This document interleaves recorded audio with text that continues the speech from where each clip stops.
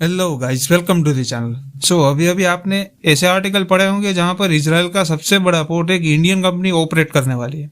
Israel का foreign minister ने यह कहा है कि अदानी ग्रुप और इसराइल का गाड़ोत कंपनी यह मिलकर हाइफा पोर्ट को खरीदने वाले हैं।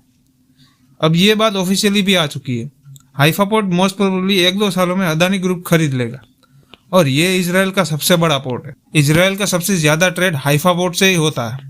वैसे बेसिकली हाइफा पोर्ट एक गवर्नमेंट पोर्ट था, तो फिर यहाँ पर अदानी ग्रुप कहाँ से आया? तो इसका रीजन ये है कि आज के समय दुनिया भर के देश प्राइवेटाइजेशन की ओर बढ़ रहे हैं।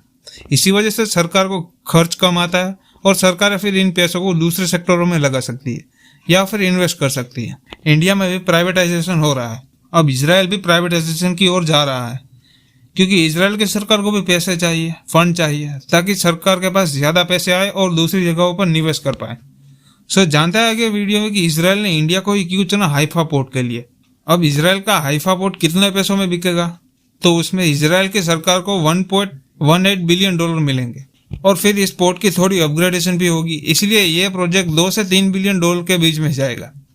अब इसमें इसराइल की सरकार को जो $1.18 बिलियन मिल रहे हैं वो काफी कम रकम है। अब यह स्टेटमेंट तब आई है जब I2U2 की मीटिंग के दौरान इसराइल ने यह स्टेटमेंट दी है कि यह पोर्ट इंडिया को ही जाएगा। इसराइल में आज के समय मेन 3 पोर्ट है, port of एशडोड, port of Elia और पोर्ट ऑफ हाइफा। ये 3 पोर्ट है इसराइल में। अब हुआ क्या है कि चाइना ने थोड़े टाइम पहले इसराइल में एक नया न्यू हाइफा पोर्ट बना दिया था। जो पुराना हाइफा पोर्ट था वो तो इसराइल की सरकार के पास ही था, पर चाइना ने नई जमीन परचेस करके इसराइल में ही हाइफा पोर्ट के पास न्यू हाइफा पोर्ट बना दिया।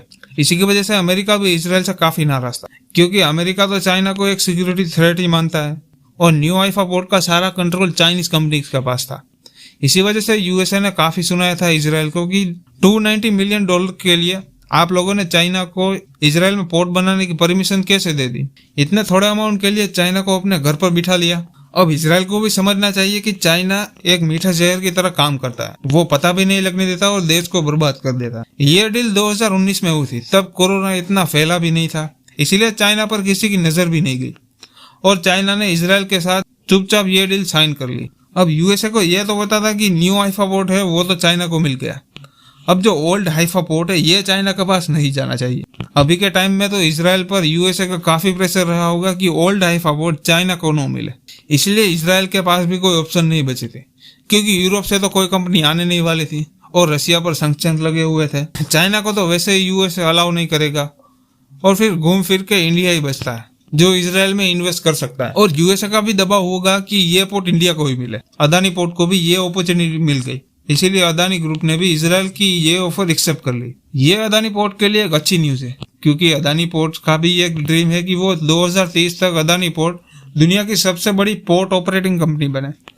और इंडिया के लिए भी एक प्राउड की बात है कि इसराइल में इंडियन कंपनी हाइफा पोर्ट को ऑपरेट करेगी और ये एक बात बहुत ही प्राइड वाली है और इसका फायदा भी इंडिया को मिलने वाला है। इंडिया, इसराइल और यूएई ये तीनों देशों का ट्रेड 2030 तक $110 बिलियन होने वाला है और अब हम इसराइल से डायरेक्ट यूरोप में भी जा सकते हैं। और हमारे पास ईरान का चाबार पोर्ट तो था ही और उसके बाद एक दूसरा पोर्ट भी इंडिया के पास आ गया। इससे यूएई से इसराइल वाला रूट भी हम यूज कर पाएंगे। आज के समय आप सभी लोग ये जानते हैं कि इंडिया और इसराइल के रिलेशन काफी पुराने हैं। जब इसराइल ऑटोमन एम्पायर के अंडर था तब भी ब्रिटिश के साथ मिलकर इंडियन सोल्जर ने इसराइल को आजादी दिलवाई थी और इसराइल एकदम कोस्टल लाइन के करीब था, तो इकोनॉमिकली भी ये ऑटोमन्स के लिए काफी इंपॉर्टेंट था। इसीलिए अंग्रेजों ने भी सबसे पहले ऑटोमन एम्पायर को तोड़ने के लिए हाइफा पर ही हमला किया था और हाइफा कब्जा लिया। और आज के समय भी इसराइल के लोग इंडिया के सोल्जर्स की रिस्पेक्ट करते हैं। इंडिया के सोल्जर्स के पुतले बने हुए हैं। जहां पर ऑटोमन एम्पायर टूटना स्टार्ट हुआ था वहीं इसराइल की नींव रखी गई थी और इसराइल के वजूद में भी इंडिया का काफी इंपॉर्टेंट रोल रहा है, क्योंकि अगर ऑटोमन एम्पायर टूटता ही नहीं तो इसराइल कभी भी देश ही नहीं बन पाता। ये काफी अच्छी न्यूज है कि हाइफा पोर्ट अब चाइना की बजाय इंडियन कंपनी खरीदने वाली है। इसी नोट के साथ keep watching and keep learning. See you in the next video. अगर आपको वीडियो इन्फॉर्मेटिव लगा हो तो चैनल को जरूर सब्सक्राइब करें। Thank you.